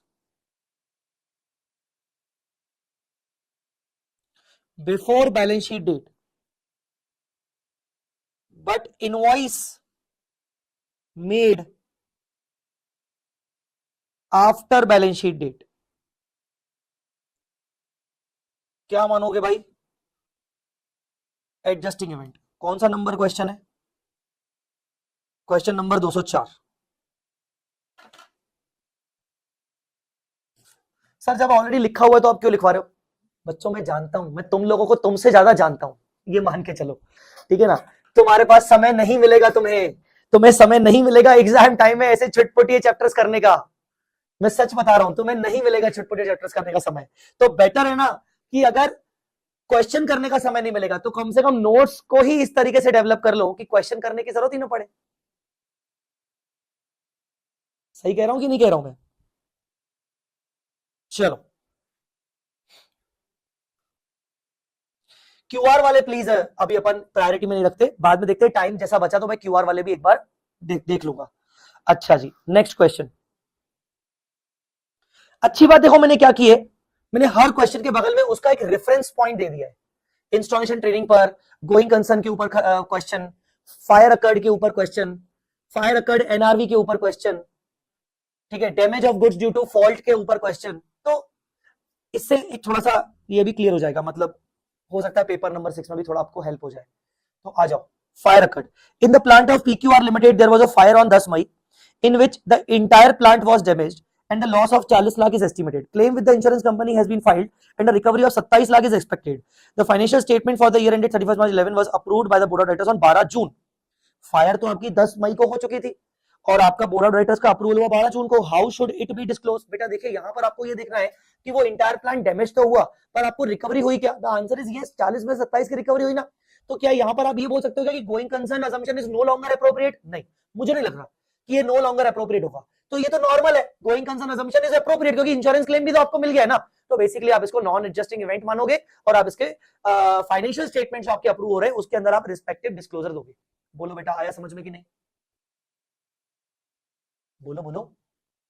हाँ, अब देखो institute ने answer कैसे लिखा है। सबसे पहले आंसर वही लिखा है कि भाई बस इसको आप नॉन एडजस्टिंग इवेंट मानो, इसका आप डिस्क्लोजर दे दो, ठीक है ना, नॉन एडजस्टिंग इवेंट मानो, डिस्क्लोजर दे दो, फाइनेंशियल स्टेटमेंट्स में नेचर ऑफ द इवेंट बता दो, फाइनेंशियल इफेक्ट क्या हुआ वो बता दो, ठीक है। पर अगर मान लो उनको लगता है if going concern assumption is considered to be appropriate even after the fire, no adjustment is required in the financial statement.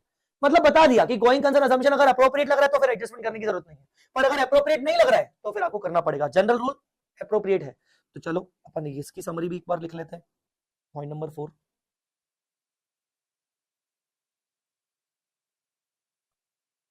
fire occurred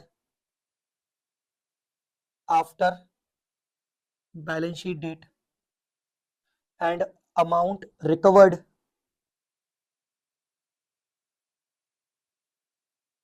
even partially through insurance claim, then it is non-adjusting event.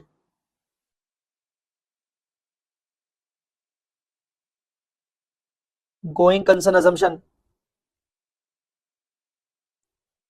on balance sheet date is still appropriate.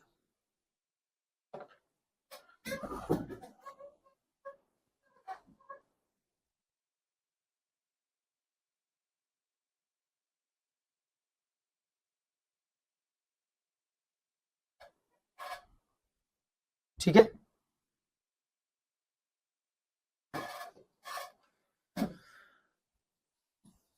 कौन सा number question? 206।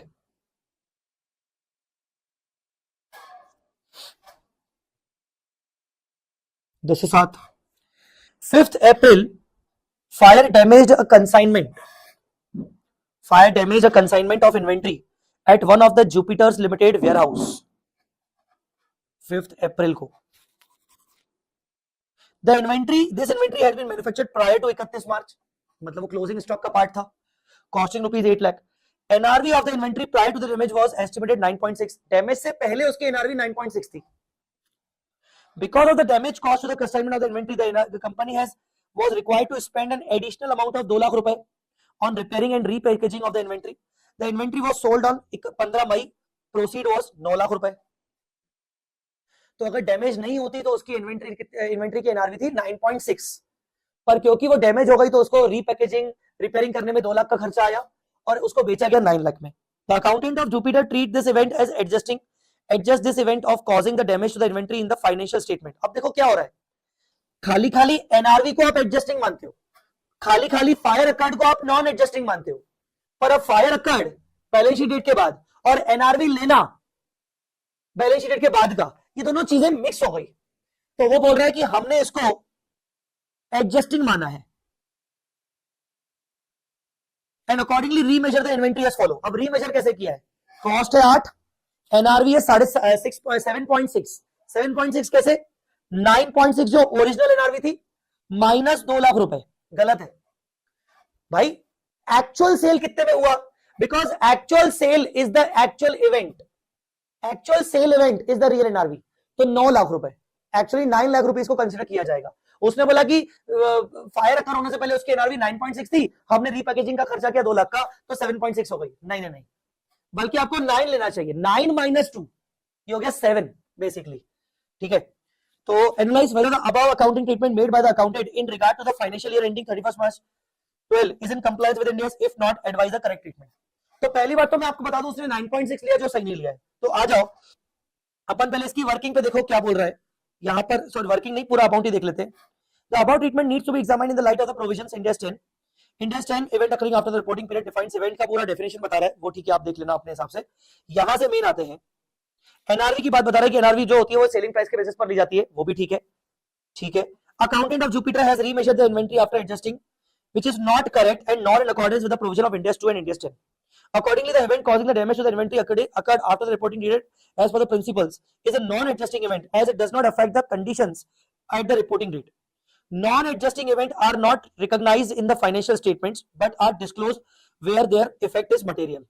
Therefore, as per the provisions of Ind AS 2 and 10, the consignment of inventory shall be recorded in the balance sheet date at a value of 8 lakh rupees calculated as below. Cost 8 lakh, NRV 9.6 ले लिया। मतलब वो बोल रहा है कि fire अकर होने वाले इवेंट को कंसीडर मत करो क्योंकि वो तो नॉन एडजस्टिंग है, पर एनआरवी अगर फायर नहीं भी होती तो एनआरवी आप नॉर्मली कितनी लेते हैं, 9.6 लेते, ठीक है। यहां पर मैं इनके साथ पार्शियली सेटिस्फाइड हूं इनके आंसर के साथ। ये आंसर में बोल रहे हैं कि फायर अकर वाले इवेंट को कंसीडर मत करो, ओके फाइन, पर ये बोल रहे हैं कि आप एनआरवी 9.6 लो, जबकि हम यहां पर ये भी तो कर सकते हैं कि एनआरवी हम 9 लाख ले, पर ये बात भी सही है कि अगर हम 9 लाख लेंगे तो 9 लाख तो फायर अकर होने के कारण हो गई और उसके कारण फिर रीपैकेजिंग की कॉस्ट भी लेनी पड़ेगी अपने को 2 लाख की, तो इन दैट में 7 लाख रुपीस हो जाएगी। तो यहां पर आप कंक्लूजन लिखिए, आइए मेरे साथ कंक्लूजन लिखिए।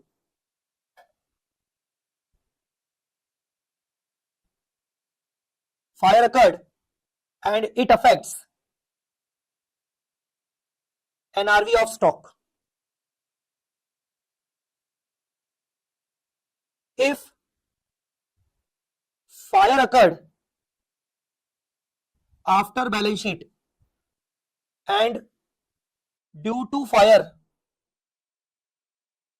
NRV is reduced, since fire event is non-adjusting,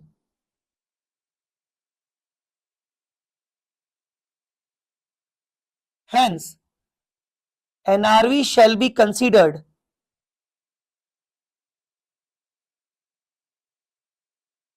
before the fire event. NRV shall be considered before the fire event. Cost 8 lakhs. NRV before fire 9.6 lakhs. Real sale price after fire 9 lakhs. Consider cost 8 lakhs or NRV 9.6 lakhs, whichever is lower.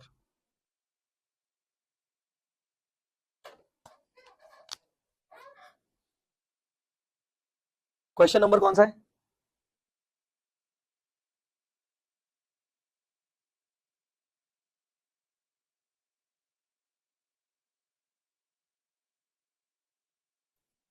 दो सौ सात। इसको मैं exam category में रख सकता हूं, इसको देख लेना तुम लोग, अच्छा क्वेश्चन था। अब 208 नंबर क्वेश्चन एक बार पढ़ लीजिए प्लीज।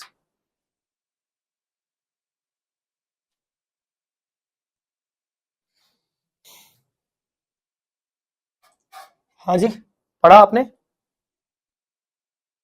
क्वेश्चन पढ़ा? मस्त क्वेश्चन है। H Limited constructed a warehouse cost of 10 lakh in 15. It becomes first available for use by H Limited on 1st January 16. तो 1st January 16 पे अवेलेबल हो गया। 29 जनवरी 2020 मतलब 16 पूरा 17 पूरा 18, ओके 16 17 18 19, ठीक है। H Limited discovered that its warehouse were damaged during early February 2020. अच्छा 16 18 19 16 17 18 19, ठीक है। An investigation revealed that damage was due to the structural fault in the construction of the warehouse. बेटा structural fault ये बहुत जरूरी है पॉइंट, याद रखना। स्ट्रक्चरल फॉल्ट अगर कंस्ट्रक्शन में पहले स्ट्रक्चरल फॉल्ट हुआ है तो उसको एडजस्टिंग इवेंट मानते हैं। तो पहले तो एक छोटा सा पॉइंट अभी के अभी लिख लो,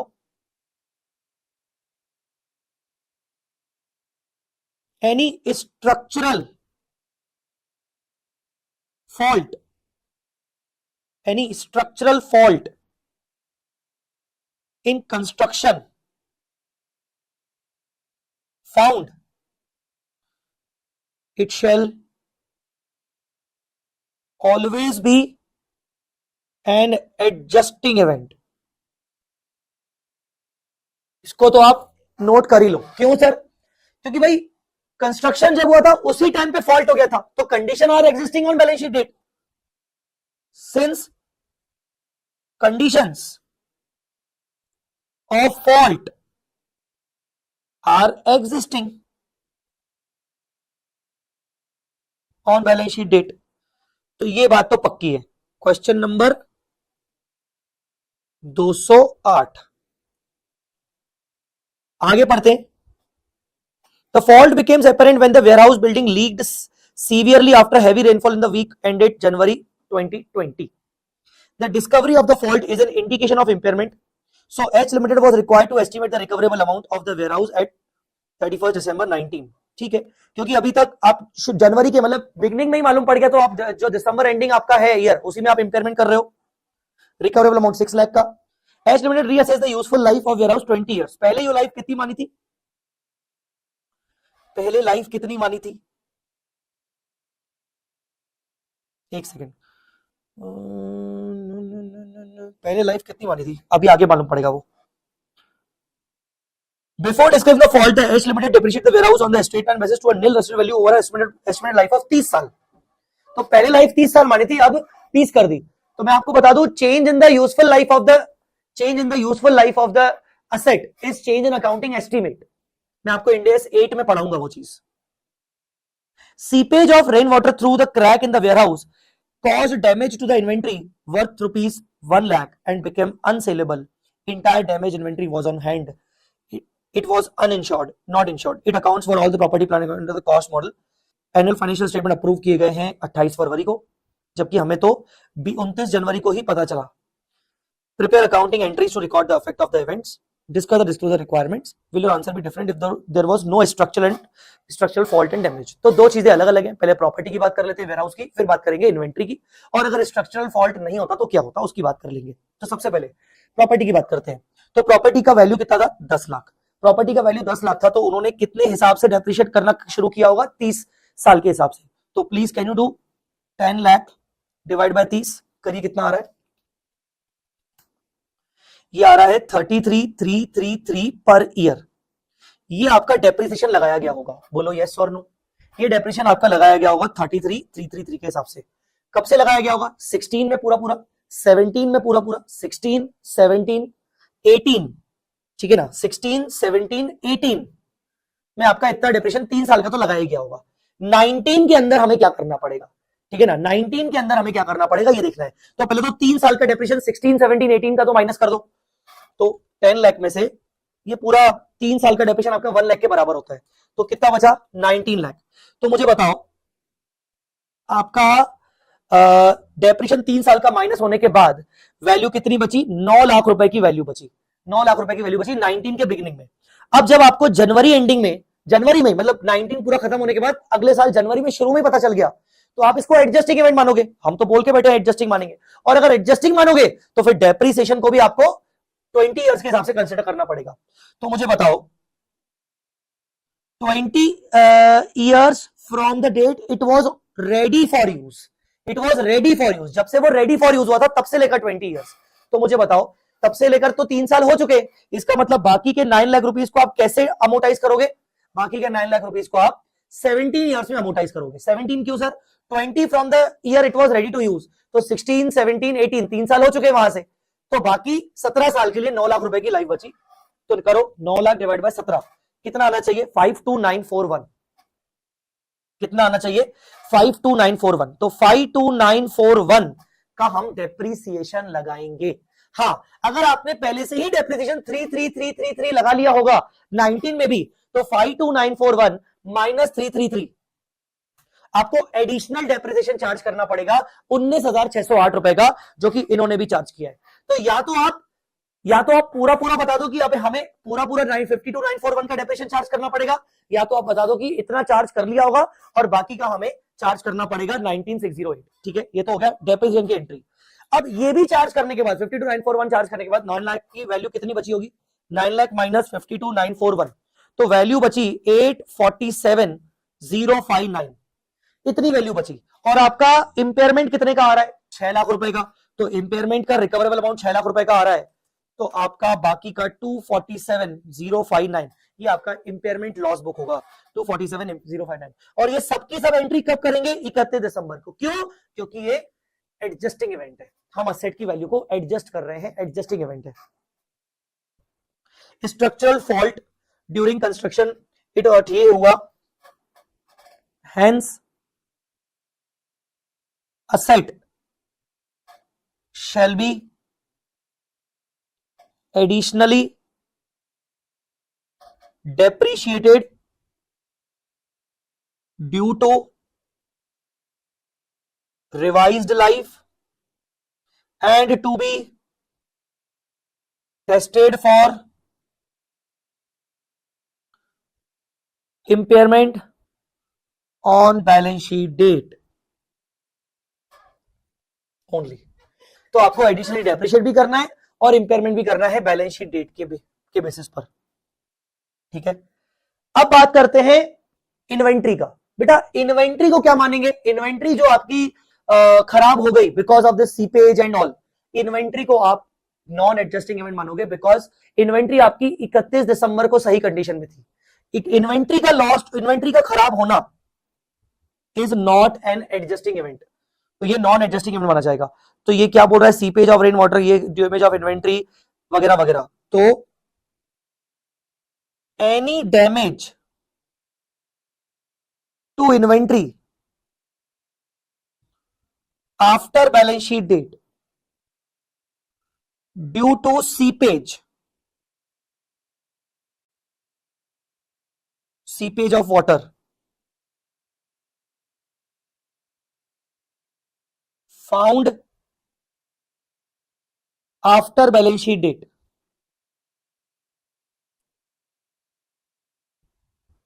is treated as non-adjusting event and disclose only। इसको डिस्क्लोज करेंगे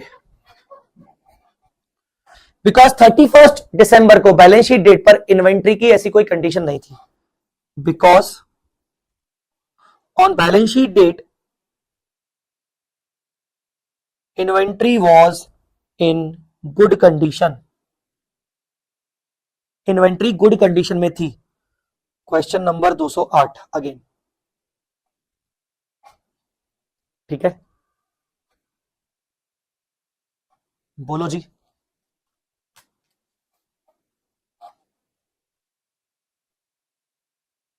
चलिए, again I would say it's a good question.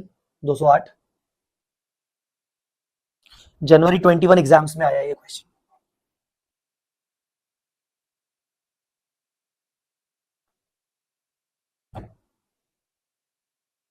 बेटा डिविडेंड देख के ही समझ में आ रहा है, डिविडेंड को डिक्लेयर किया है 15 जुलाई को। ठीक है, तो इसकी कोई ऑब्लिगेशन एग्जिस्ट नहीं कर रही रिपोर्टिंग पे, तो आप उसको 11-12 में नहीं, अगले साल 12-13 में दिखाओगे। ठीक है, ये कोई क्वेश्चन खास नहीं है।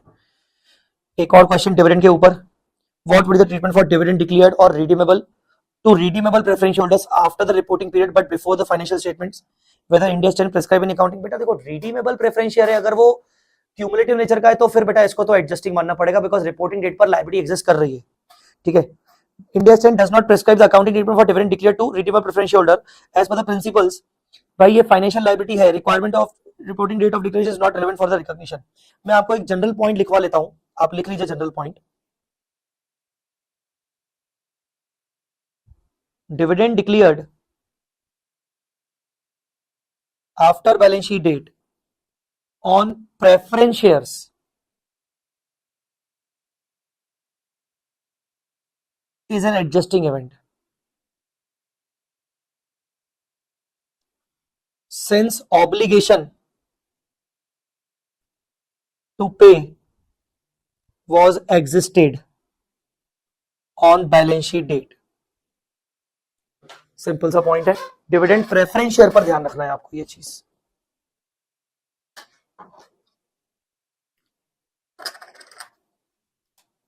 ठीक है.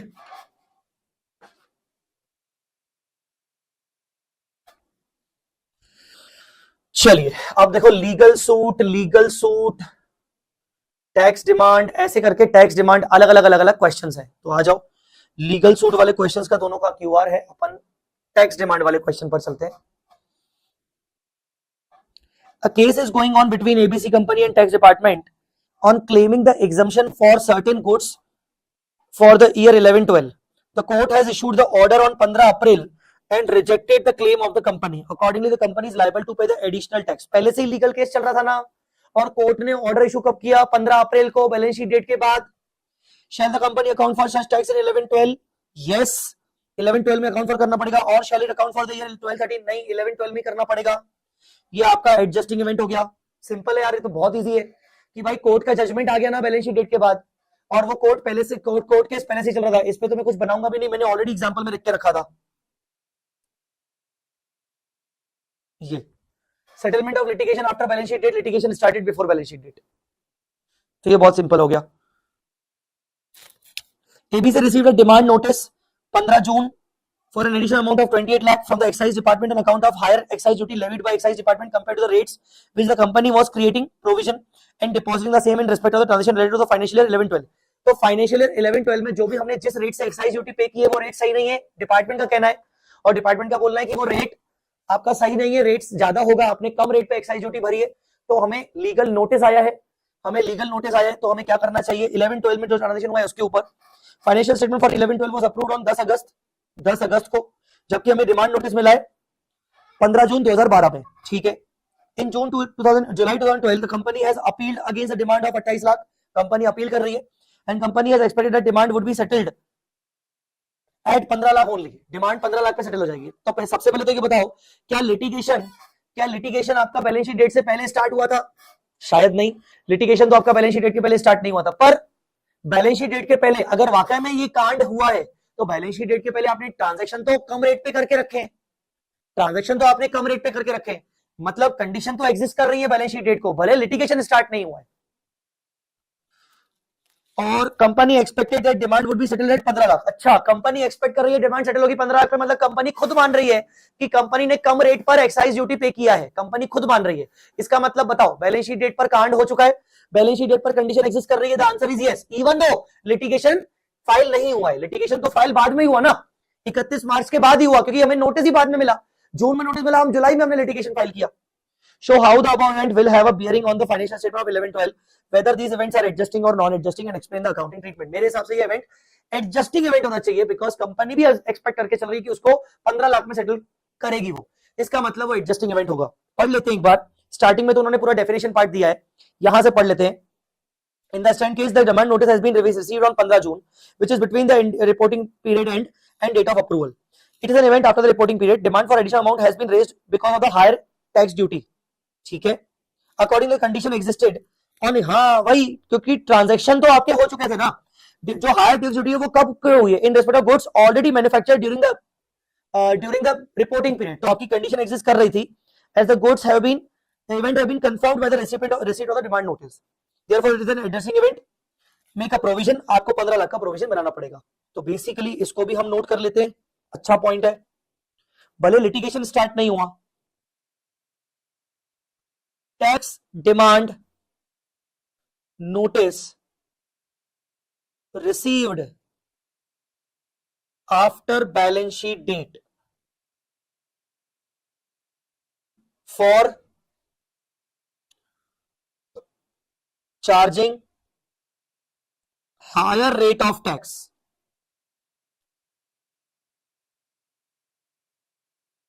Higher rate of excise duty. Entity has paid duty on lower rate. During last year goods, last year के जो गुड्स मैन्युफैक्चर हुए हैं, ठीक है, क्या मानेंगे इसको? It is an adjusting event since goods were already manufactured.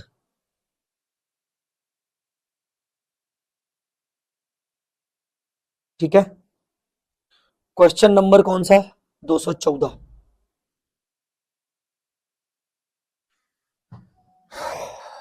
बताइए, क्लियर हुआ?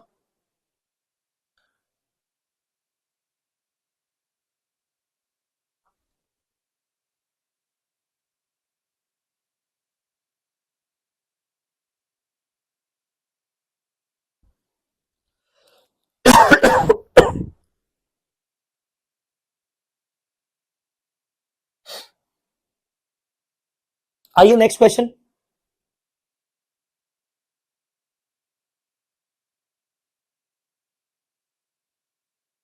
Next question, company manufacturing and supplying process control equipment is entitled to a duty drawback. Duty drawback एक तरीके से ना टैक्स का रिफंड होता है if it exceeds its turnover above the specified limit. The, to claim duty drawback, the company needs to file an application within 15 days of the meeting the specified turnover. Company को 15 दिन के अंदर अंदर application file करना पड़ेगा अगर उनको duty drawback claim करना है, मतलब रिफंड क्लेम करना है। पहले ड्यूटी पे करनी पड़ती है, फिर बाद में अगर टर्नओवर बढ़ गया तो आपको ड्यूटी ड्रॉबैक को क्लेम करना पड़ेगा स्पेसिफाइड टर्नओवर क्रॉस करने के बाद 15 दिन के अंदर अंदर। If application is not filed within a stipulated time, the department has discretionary power of giving the duty drawback credit. फिर डिपार्टमेंट खुद भी क्रेडिट दे सकता है, ठीक है।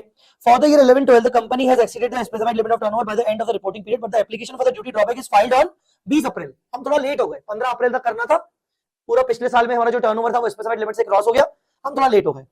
which is after the stipulated time of 15 days of meeting the turnover. Duty drawback has been credited by the department on 28 जून। पर department ने भी ड्यूटी ड्रॉबैक दे दिया, कब? जून में दिया। Financial statements have been approved by the board of directors on July. Financial statements जुलाई में अप्रूव है।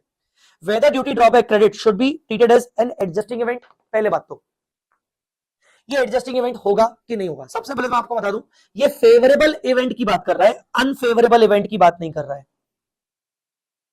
ये फेवरेबल इवेंट की बात कर रहा है। दूसरी बात, आपको क्लेम के लिए एप्लीकेशन डालना पड़ता है।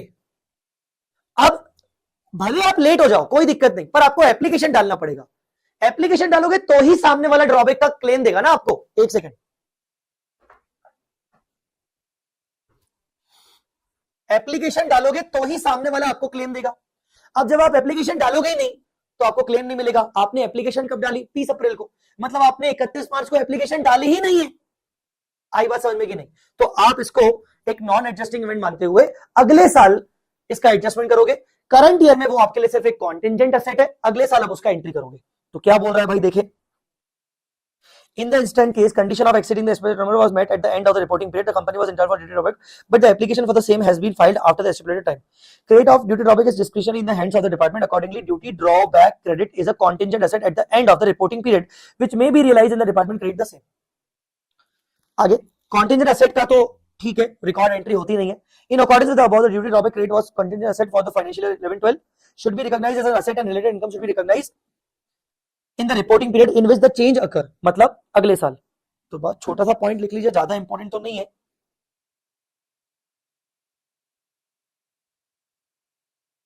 Duty drawback receivable on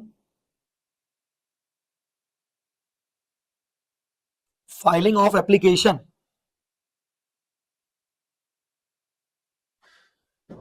filing of application after balance sheet date is a contingent asset on balance sheet date. ठीक है, question number 215।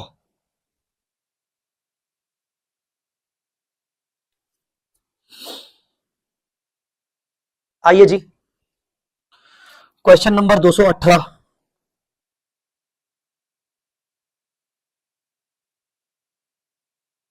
Question number 218, Mac limited purchase goods on credit from Toy limited for 580 lakhs for the export. Mac limited ने goods purchase किए Toy limited से for 580 lakhs। The export order was cancelled, export order cancel हो गया। Goods purchase की Toy limited से 580 lakhs, export order was cancelled. Mac limited decided to sell the same goods in the local market.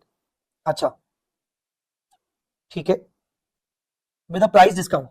Toy Limited was requested to offer a price discount of 10%. Toy Limited wants to adjust the sale figure to the extent of discount requested by the Mac Limited. वापस से पढ़ते हैं, Mac Limited purchased goods on credit from Toy Limited for rupees 580 lakh for export. Export करने के लिए मैंने toy limited से goods purchase किया, एक्सपोर्ट ऑर्डर उसका कैंसिल हो गया, मैक लिमिटेड का एक्सपोर्ट ऑर्डर कैंसिल हो गया। अब सुनो, पहली बात तो मैक और टॉय दोनों इंडिया में बैठे हैं। मैक ने टॉय को बोला कि तू मुझे गुड्स बेच ताकि मैं एक्सपोर्ट करूं, उसने गुड्स खरीद भी लिए, अब उधर से उसका एक्सपोर्ट ऑर्डर कैंसिल हो गया, एक्सपोर्ट ऑर्डर कैंसिल हो गया। अब क्या होगा भाई, Mac decided to sell the same goods in the local market. Mac ने बोला ठीक है मैं लोकल मार्केट में बेचूंगा, पर मैं टॉय लिमिटेड को रिक्वेस्ट कर रहा हूं कि आप मुझे थोड़ा 10% डिस्काउंट दे दो यार। Toy limited wants to adjust the sale figure to the extent of discount requested by Mac। तो टॉय लिमिटेड भी उसको 10% का डिस्काउंट दे रहा है। हालांकि टॉय लिमिटेड ने सेल बुक कर ली है, जब सेल बुक की थी तब एक्सपोर्ट ऑर्डर कैंसिल नहीं हुआ था। अब टॉय लिमिटेड बोल रहा है कि मैं उसको 10% का डिस्काउंट दे रहा हूं, पर वो डिस्काउंट मैं अपनी सेल फिगर से एडजस्ट कर लूं क्या। Discuss whether such a treatment in the books of Toy limited is justified as per the provision. मतलब एक बार मैंने तुझे सेल कर ली, ठीक है, एक बार मैं तुझे सेल कर लिया और सेल करने के बाद तू मुझसे डिस्काउंट मांग रहा है और मैं तुझे डिस्काउंट दे भी रहा हूं, तो क्या मैं उस डिस्काउंट को एडजस्ट कर सकता हूं क्या? जल्दी बताओ, क्या मैं उस डिस्काउंट को एडजस्ट कर सकता हूं क्या? The answer is no. Simple सी बात बता दूं मैं आपको clear cut, once the revenue is recognised you can not adjust it until unless India's 115 की क्यूमुलेटिव कैचअप अप्रोच ना फुलफिल हो जाए। यहां पर अगर आप डिस्काउंट बाद में दे रहे हो तो you can treat the discount separately in the P&L। बोलो बेटा समझ में आया? बोलो बेटा आया समझ में कि नहीं? तो once sale is recognized and after some time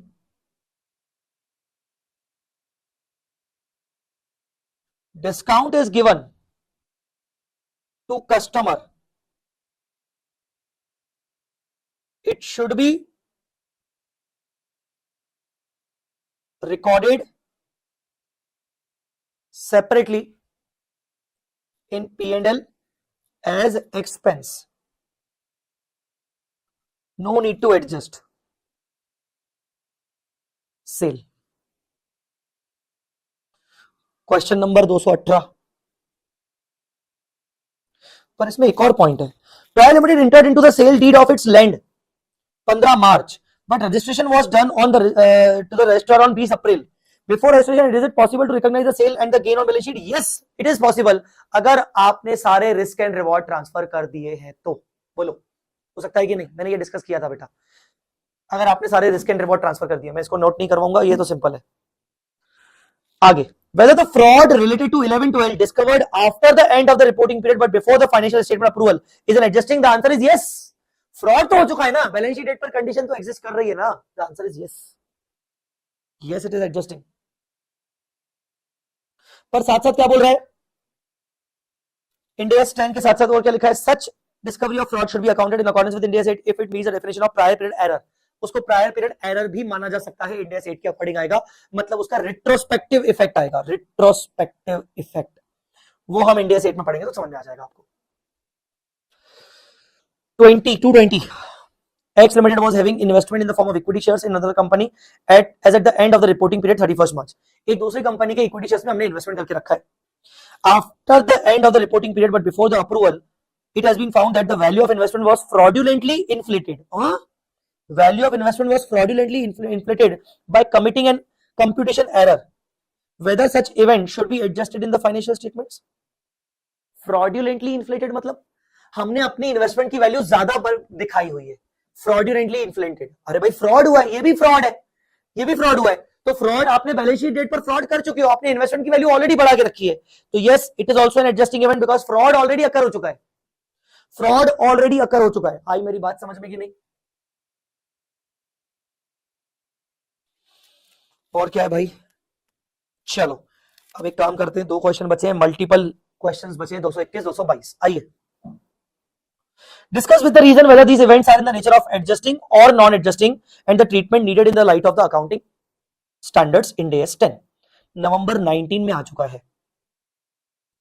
मूल limited won the arbitration award on 25 April 2019 for ₹1 crore. From the arbitration proceedings it was arbitration award मतलब कोई केस चल रहा था, कोर्ट केस, आर्बिट्रेशन, उसमें वो जीत गया।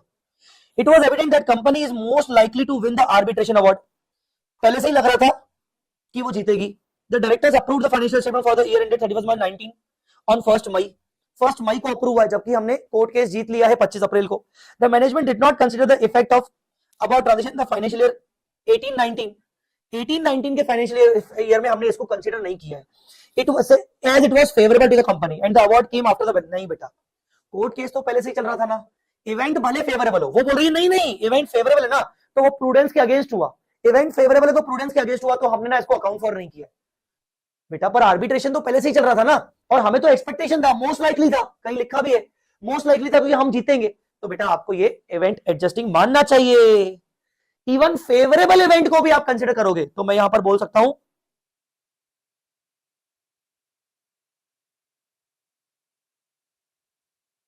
even favorable events are also considered as adjusting events। Question number 221 का 1।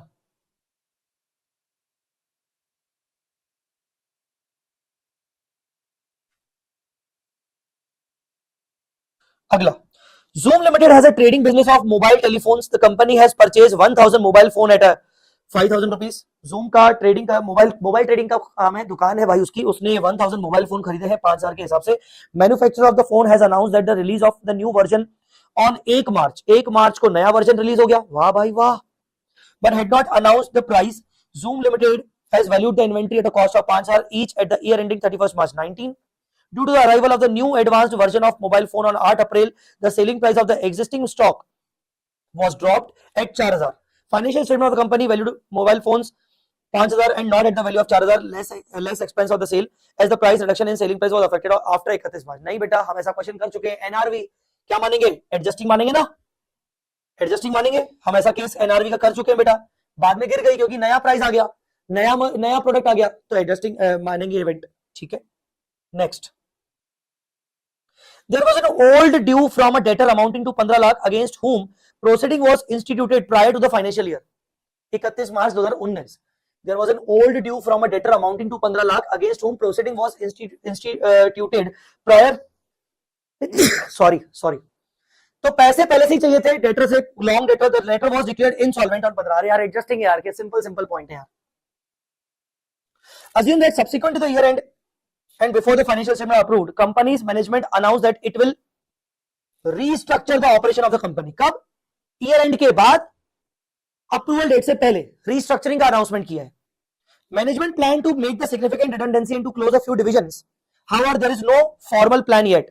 Should management recognise a provision in the books if the company decides to decide subsequent to the end of. नहीं, बिल्कुल नहीं, आपने वैसे भी ईयर एंड के बाद discuss किया है ना रीस्ट्रक्चरिंग को, तो आप इसको नॉन एडजस्टिंग मानोगे। ये पॉइंट लिख लेते हैं एक बार। Restructuring announced after balance sheet date is non-adjusting event।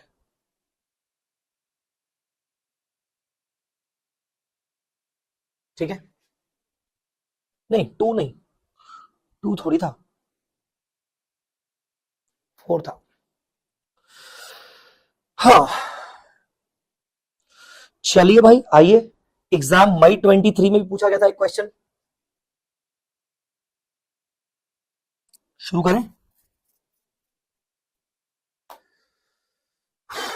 Last question, discuss the following situation as per Ind AS 10। The financial statements of the company for the year ended 31st March 21-22 are approved by the management and were sent on 5 June, मेरे birthday वाले दिन, for review and approval to the supervisory board। Board of directors supervisory board approves the financial statement 26, अरे यार ये date पूछ रहा है, financial statement then made available to the shareholders, approved by the shareholders in the general meeting 18 August, filed to the ministry of corporate affair 19 August, determine discuss, अरे भाई 5 जून 5 जून 5 जून मानी जाएगी, ठीक है। चलो, a company is in litigation with the income tax department with respect to the allowability of certain exemption for the financial year accountants. No provision for tax has been made for the disallowance of exemption as the company was under bona fide believed based on the legal opinion that it will be succeed in the litigation. कोई provision नहीं बनाया गया तो उनको लगा कि हम litigation जीत जाएंगे, हमें कुछ पे नहीं करना पड़ेगा। 21 अप्रैल को the honourable supreme court rejected the companies claim and order is received on 30 April. Financial statement को अप्रूव किया गया, are yet to be approved. Earlier years financial statement stand approved, advise its financial statement of which financial year impact of the order of Supreme Court should be recognized। मुझे लगता है कि ये, मुझे लगता है कि इसका आंसर एडजस्टिंग होना चाहिए क्योंकि लिटिगेशन तो पहले से ही चल रहा था, तो ये एडजस्टिंग होना चाहिए। पर 18-19 के तो फाइनेंशियल स्टेटमेंट बहुत पहले अप्रूव हो चुके हैं, ठीक है, और 21 अप्रैल 2023 में आपका सुप्रीम कोर्ट का ऑर्डर आया, तो बेसिकली आप 31 मार्च 2023 वाले में भी आप उसको एडजस्टिंग मान सकते हो, ठीक है, और आपको एडजस्टमेंट्स करना पड़ेगा।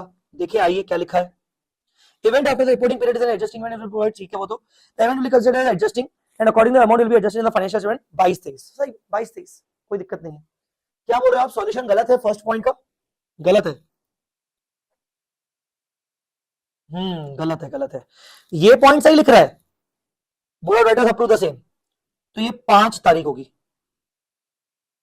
मेरे बर्थडे वाली डेट को इग्नोर कर दिया इन्होंने, नालायकों ने, हट, कैसे लोग हैं। चलो, Z लिमिटेड, ये बेटा adjusting while preparing its financial statement, मतलब मुझे अभी तक कोई समरी बनाने की रिक्वायरमेंट नहीं लग रही, तो मैंने नहीं बनाया क्योंकि सब पॉइंट रिपीट हो रहे हैं। Z limited while preparing a financial statement on 31 March made a provision for doubtful debt at 6% on account receivable। 31 मार्च को उसने 6% का प्रोविजन बना लिया। In the last week of January 23, debtor of rupees 3 lakh has suffered a heavy loss। जनवरी में ही मालूम पड़ गया था कि भाई ये डेटर को हेवी लॉसेस हो रहे हैं due to fire. Loss was not covered by any insurance. Z, considering the event of fire, made a provision of 60% of the amount received from the debtor apart from the general provision। जनवरी में क्योंकि debtor के अंदर fire लग चुकी थी, तो हमने provision 60% का उस 3 लाख पे बना लिया था, हमें पता था कि गड़बड़ है।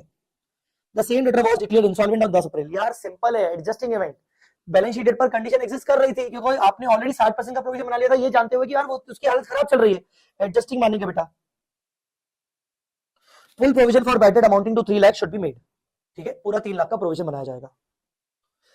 D limited acquired equity shares of another company on 1 March, cost of 28 lakh, fair market value of these shares on 35, company measured it at 35, assume that it is classified as FVTOCI as per 109 and change in fair value is transferred to the fair value fluctuation reserve। हाँ वो OCI है तो ठीक है। Due to market conditions subsequent to the reporting date, the value of the investment drastically came down to 20 lakh. The financial statement have not yet been approved. You are required to suggest whether D20 should value the investment at 35 or 20 on 35, non adjusting बताया था मैंने। Decline in the fair value of the investment after balance sheet date, question number 222 का fourth, तो 35 पे आएगा क्योंकि balance sheet date के बाद हुई। अगर बैलेंस शीट डेट पे कंडीशन एग्जिस्ट कर रही होती तो हम प्रोविजन भी तो बना लेते ना, हमें अगर लगता तो कि नहीं सही नहीं है 35 मत लो, तो हम उसको डेफिनेटली यार 28 से 35 क्यों करते, हम नहीं करते, हम उसको 28 पे रहने देते। इसका मतलब बैलेंस शीट डेट पे कंडीशन एग्जिस्ट नहीं कर रही थी। Tanmay limited was in negotiation with the Varun limited to acquire land for ₹5 crore। The negotiation were concluded in the first week of the April, एक second, negotiation with the Varun to acquire land 5 crore। The negotiation were concluded in the first week of April. The transaction was completed by the last week of the April in which financial, अरे यार negotiation just अभी बताया था मैंने, negotiation to purchase the property initiated before balance sheet date but actual transaction completed after balance sheet date। negotiation को अपन नहीं मानेंगे। कौन सा, क्वेश्चन नंबर 222 का fifth, non adjusting, non adjusting होना चाहिए, ठीक है, सिर्फ नेगोशिएशन हुआ है। सो गाइस इसी के साथ आपके हो गए क्वेश्चन खत्म मेरी तरफ से।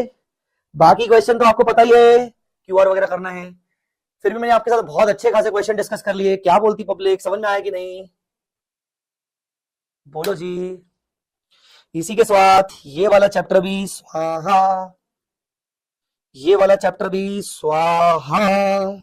और ये जब तक मैंने लिखा है इसको मैं अपलोड कर दूंगा ड्राइव पे, इसको मैं अपलोड कर दूंगा डिस्क्रिप्शन में, ठीक है ना, ताकि इसका एक्सेस आपको मिल सके। बहुत बहुत धन्यवाद अभी के लिए। बताइए आपको कोई डाउट है क्या? नहीं तो हम लेक्चर को यहीं पर खत्म करें, ओवर करें, और मुलाकात करेंगे अगले लेक्चर में। चलो जी, डन। तो चलो मिलते हैं अगले लेक्चर में। बाय बाय, टेक केयर, जय माता दी, लव यू ऑल।